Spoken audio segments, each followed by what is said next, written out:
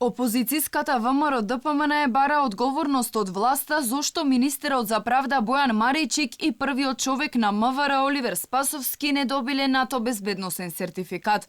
Подпредседателот Александар Николовски предупредува за апсолутен скандал и ги повика министрите да си дадат оставка. Мисламе дека се работи за апсолутен скандал и минимум што треба да направат е да поднесат оставка. Еве една јавна провокација. Јас не сакам да бидам досаден во изјави.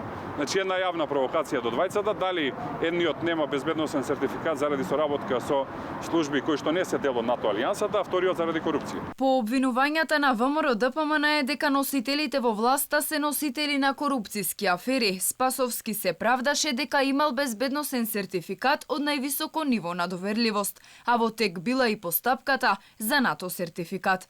Од владата пак соопштија дека министерот за правда Бојан Маричик воопшто и немал потреба од таков сертификат.